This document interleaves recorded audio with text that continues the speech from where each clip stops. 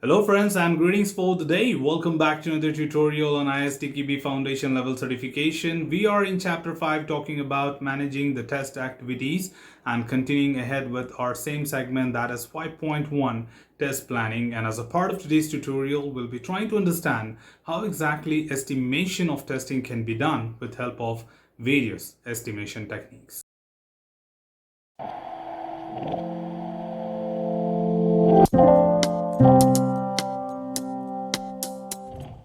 To outline the word estimation techniques, first of all, we need to understand what exactly test estimation is all about.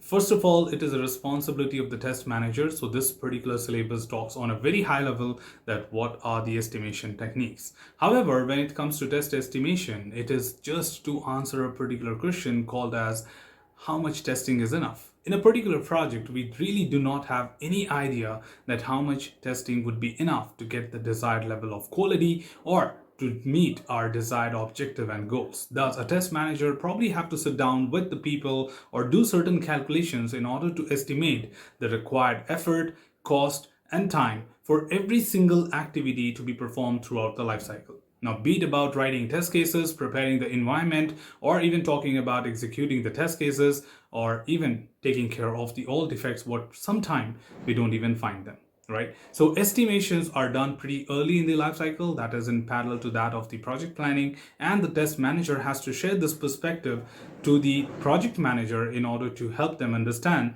that how much time the testing team would need in order to test the system. However, here at high level, we are trying to discuss that what are the different techniques which a manager can make use of in order to estimate the required effort, time, and cost, which is certainly required to test a particular project.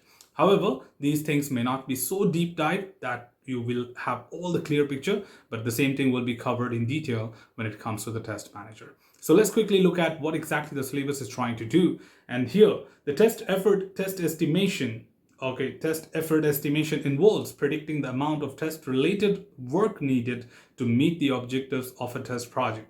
It is also important to make it clear to the stakeholders that the estimate is based on the number of assumptions and is always subject to estimation error. The word estimation does not mean accurate. Correct? Estimate is right opposite to that of the accurate. So we are not trying to be accurate as much as possible, but we try to be as close as possible to the accurate, and that's the reason we call it as estimate. So here we look forward to make sure that how much we can be as close as possible to the accurate.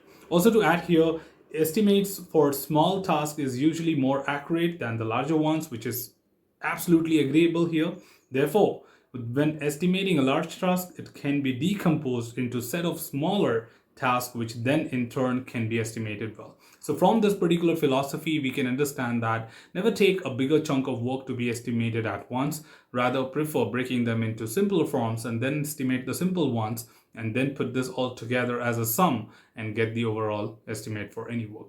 In this particular syllabus, we are covering two types of estimation methods. One is matrix-based estimation and the second one is expert-based estimation. However, there are many other techniques under these two categories itself, but for now, we're just covering two from each of them.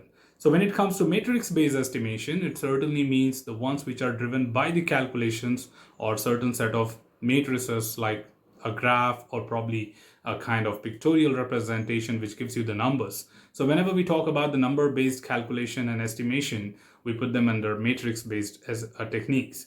And same way on the other side, if I talk about expert-based, these are people-driven. So we don't involve much of the calculation. However, this information will be provided by the people that what do you think is the estimate for a particular work piece, right? So matrix-based, we will be covering estimation based on ratio and extrapolation. And for expert-based estimation, we'll be covering wideband Delphi and 3-point estimation. So let's quickly get going further and we'll look at the very first set of techniques from the matrix-based techniques approach. So from the first category, that is matrix-based techniques, and here we have the very first one as estimation based on ratios. And in simple word or in nutshell, estimation based on ratio is by taking an existing or completed project as a reference and ratio used there to estimate the new project can be called as this particular technique, that is estimations based on ratio.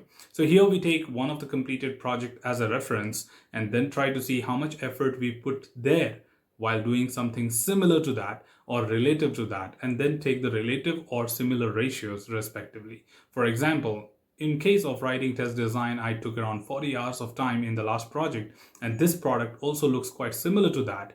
Thus, I may take 40 hours as an estimation to define the test cases altogether. But sometime you may see that, okay, this project is comparatively 2 times of that of what we have done earlier. So what is that we have done earlier? We took 40 hours of time to write the test cases. Thus, in this new project, which is exactly the twice, I'll go ahead with creating it as 80 hours of work to write the test cases. And not only that, we can even compare it with the ratios what we have taken along with the development to that of the testing. For example, if developer took 20 hours of time to develop and we hardly took around, say for example, 4 hours of time to test it, then same way we can estimate our work for testing each story in this particular project as well. So put together, all we do here is the estimations are completely driven by the ratios, and thus it covers everything what we need to do. So let's quickly read out what exactly the syllabus is trying to convey us, and that is estimation based on ratios. In this matrix based technique, figures are collected from the previous project within the organization, which makes it possible to derive a standard ratio for smaller projects. The ratios of an organization's own project are generally the best source to use in the estimation process.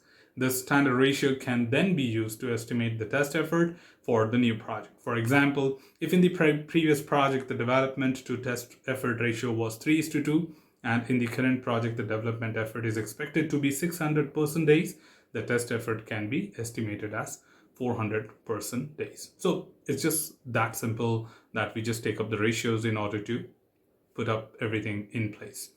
The second technique right here is to talk about extrapolation.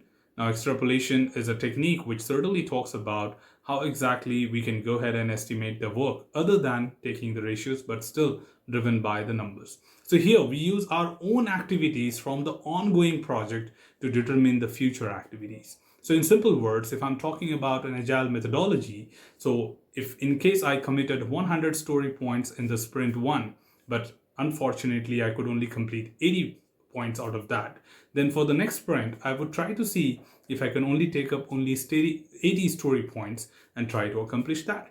So I behave according to my information, and I can use a lot of information like estimate versus completion, or I can even talk about the burn down chart, which is very popular metric to decide how much team has really done according to the expectation and how much we can really do in the next sprint.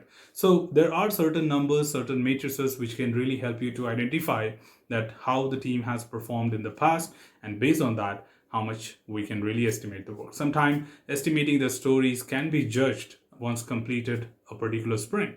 So for example, I estimated a work as 8 points, but it was actually 13 points.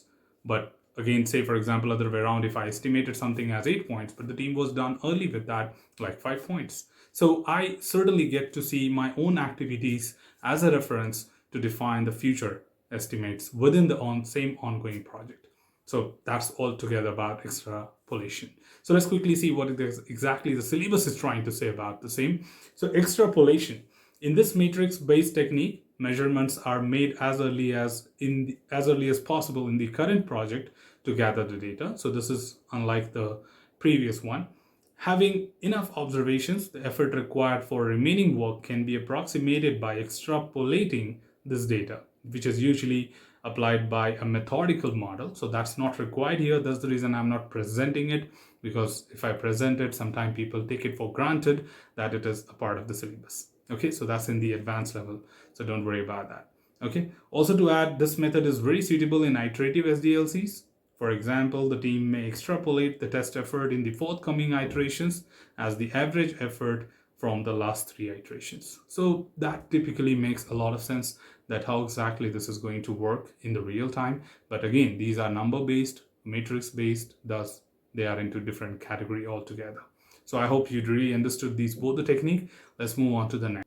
So in the next category, we are moving towards the expert-based techniques for estimation. And here we talk about the people and their contribution in order to make it successful estimation. So here, these are not driven by the numbers. Of course, the numbers are there to do the estimation, but provided by the people, not by the matrices or not by the graphs or not by any references. So we certainly have few of the techniques to talk about. The number one we have is wideband Delphi. And as a part of the wideband Delphi, we are going to tell you how exactly does this happen. In simple words, wideband Delphi is almost equivalent to that of the planning poker, where we share a kind of story or information about the requirement with the team. Then the team estimates the work.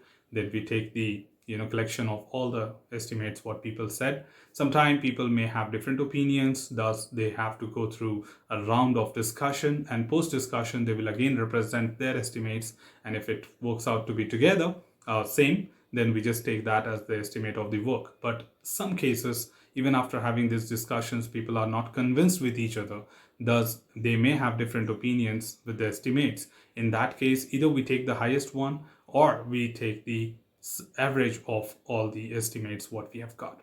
The only difference between planning poker and wideband Delphi is that it will be a part of the approach. That is, in planning poker, which happens in agile methodology, we have everyone sitting right together and then everyone presents it then and there when the story has been discussed. But when it comes to wideband Delphi, people estimate their work in isolation. That means they can take their own time and they can share their estimates offline to the concerned person, and then probably if required we can have a round of discussion on that. So let's quickly check it out in more detail, that what the wideband Delphi is trying to talk about. So wideband Delphi, it is certainly in this iterative expert-based technique, experts make experience-based estimation. Each expert in isolation, okay, that's the key difference, estimates the effort. The results are collected, and if there are deviations that are out of range of the agreed upon boundaries, or the experts discuss their current estimations. That means even in either of the cases, even if they have different opinions or sometimes they estimate it beyond the boundaries, then they will be asked to go for a round of discussion, probably which will convince them together. Also, each expert is then asked to make a new estimate based on that feedback, again in isolation. So that's isolation word is the key difference between planning poker and the wideband Delphi. Also to add, this process is repeated until a consensus is reached. That means a common agreement has been achieved. Planning poker is a variant of wideband Delphi, commonly used in agile development. In planning poker, estimates are usually made using cards with a number that represent the effort size. So the key difference here is that there are some of the things, like here we use number cards, there we can put it in ideal days or ideal hours. So wideband Delphi and planning poker has some slight differences, but in core, the approach pretty much remains the same. That is, it's people-driven estimation method, and certainly people have to contribute. If they are having any kind of deviations, then the team can look forward to have a discussion which helps them out. One more technique to cover from here, and that's certainly to talk about the 3-point estimation technique. And 3-point estimation technique is taking 3 different numbers at the same time and then doing some calculation on top of it. But of course, these 3 numbers are initially provided by the people based on their experience and knowledge of that particular task or that particular work. So let's quickly directly see this, because the concept pretty much remains the same. So 3-point estimation, in this expert-based technique, 3 estimates are made by the expert.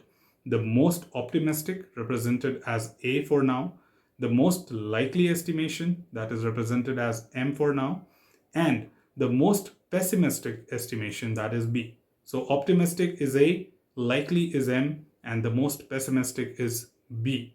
The final estimate, which is represented as E, is their weighted arithmetic mean.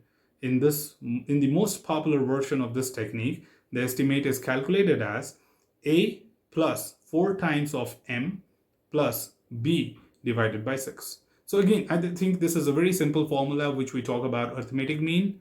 So arithmetic mean comes from our 7th to 8th standard statistics concepts, and thus we just apply that here. So the overall estimate to be taken into consideration would be termed as E, which is sum of A plus 4 times the M, which is the most likely estimate, plus B, which is the most pessimistic estimate, and then divided by 6. So whatever you get, that is the estimate as in total. But on top of it, we do have a tolerance to be measured. So we do go with standard deviation, and look at this, how exactly do we calculate. So The advantage of this technique is that it allows the expert to calculate the measurement error as well, that is SD, which is standard deviation, which is B minus A divided by A, 6. So B minus A is like pessimistic minus optimistic and divided by 6. So we get the standard deviation. For example, if the estimates in person hours, for example, taking one calculation with the values, that is A is equal to 6, M is equal to 9, and B is equal to 18, then the final estimates will be 10 plus or minus 2. So 10 here, we got it from E, that is 6 plus 4 into 9 plus 18 divided by 6, which is equal to 10. And standard deviation is 18 minus 6 divided by 6, which is 2 again. So the overall estimate is taken as 10 plus or minus 2. So that means the least can be 8 or maximum it can be 12 hours of people time, right? So I think all the 4 techniques have given you all that context. Thus this tutorial became longer. I thought of making it in 2 different parts, but then I thought it would be better to just stretch it a little longer, but give the whole context together so that you can learn it in a way. Anyways, put together, that's all what we had from the estimation techniques. I hope you got a clarity on that. That's all from this particular tutorial team. Should you have anything else, feel free to comment below. I'm always there to address your queries and answer them well. Till then, keep learning, keep exploring, keep understanding the context. Thanks for watching the video team, and happy learning.